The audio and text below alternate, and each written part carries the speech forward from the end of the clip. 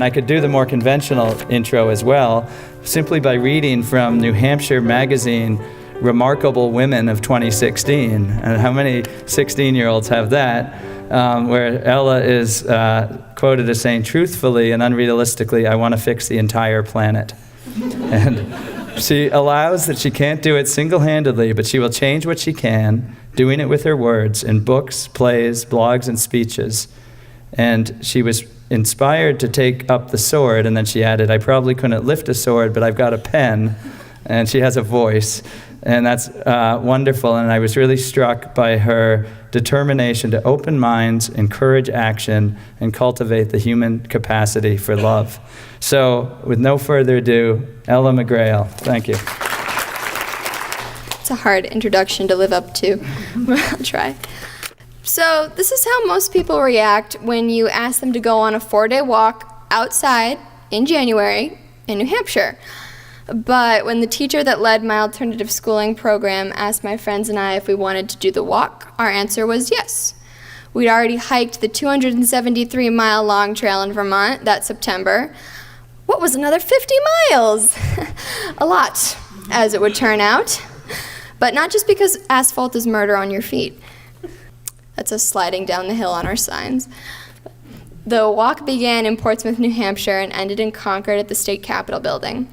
It was organized by the New Hampshire Rebellion, a grassroots organization dedicated to getting the corrupting influence of money out of politics. My classmates and I began the walk with a shaky understanding of what that meant. But the walk was the ideal classroom. That's Jeff's cameo. He's in the corner there. Our job was to talk to as many people as possible.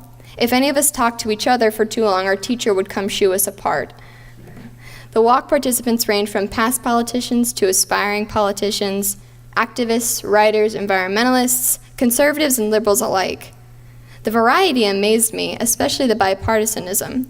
I'd never witnessed so many Republicans and Democrats and independents united under one cause. Needless to say, there was no shortage of people to talk to.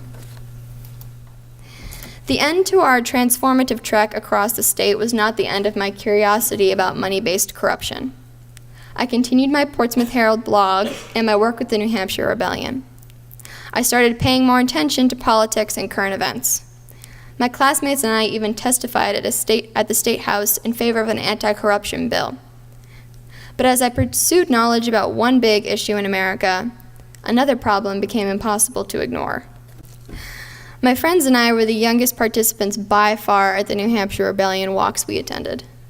And at the vast majority of the political events we went to, we were among the few people under 25. We encountered less than a dozen high school students and maybe one middle school student at all the events combined. And these weren't just anti-corruption events. Rallies for candidates, party events, talks on the deficit. Anytime an event included politics, young people were a novelty.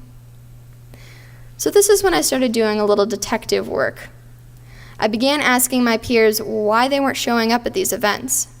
Why wasn't the government a concern for them? Why didn't they read or watch the news? The answers were predictable. I don't have time. Politics bum me out. It's such a dirty game. Why should I care? I can't even vote. In response to these reasons, I would say this. Yes, it's easy not to pay attention when you don't yet have the responsibility to vote. But if there's one thing I've learned during my political involvement, it's that you do not need a ballot to make a difference. All you need is to be educated and to be active in whatever way you can. It doesn't have to be volunteering in a campaign, trying to get a bill passed, or even talking at a high school hoping your slideshow doesn't break down. It's a bad joke. The best thing you can do is just pay attention to current events, and when one particular issue motivates you, get involved. Yes, politics today is a dirty game, full of name-calling, cheating, and animosity. Increasingly, our representatives must answer to the richest Americans, not the majority of Americans, in order to get reelected. Checks from lobbyists and gifts from corporations flow legally into Congress, resulting in legislation that favors special interests. Yes, It is a grossly dirty game, and that is exactly why we need to get involved in it. We need to stand up for our democracy and help fix it, not abandon it for lost. Almost everyone has a cause that matters to them, whether it be the environment, college costs, poverty, gay rights, you name it. We all have a way we want to make the world a better place, but it's difficult to make the world better without understanding and engaging in the systems that govern the world. The government will never live up to our expectations if we don't hold it accountable. No, as minors, we do not have a responsibility to vote, but as citizens, we always have a responsibility to act. I'm a teenager too. I know the stage of life is a balancing act, but politicians govern our lives, and if there's one thing teenagers hate, it's being told what to do.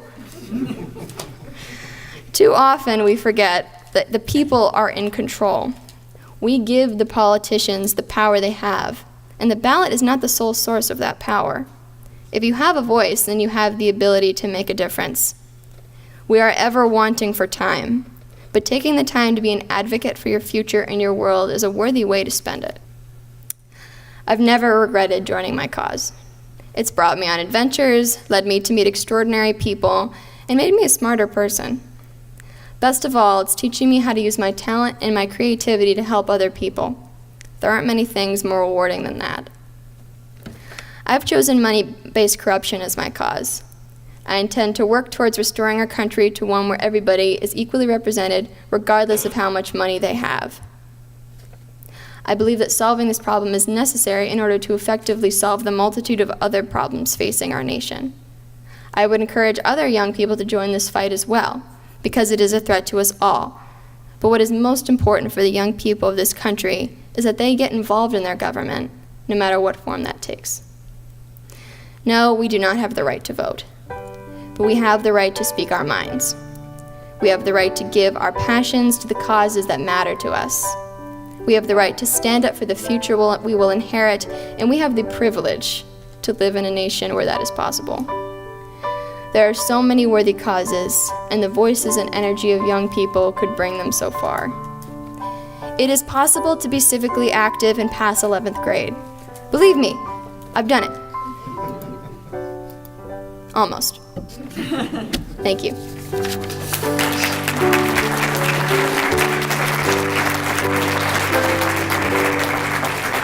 And if Grace and Ella would just come up here one last time, present these gifts of appreciation to you. And these will be collector's items if you'll hold them up. The reason they'll be collector's items, among many other reasons, oh, that's the Constitution, don't drop that. And the Gettysburg Address and the Declaration of Independence. And if you show the hats and the shirts, that's an early prototype logo of American Promise, which has now, as you may remember, changed to the A with the blue and the red coming together. So those will be, like early Beatles albums some days. There we go. And T-shirts and a book. So thank you very much again. There's going to be a reception out here. Thanks to all of you for being here. We'll continue the conversation with the reception and at the next American Promise meeting next Wednesday night. Thank you.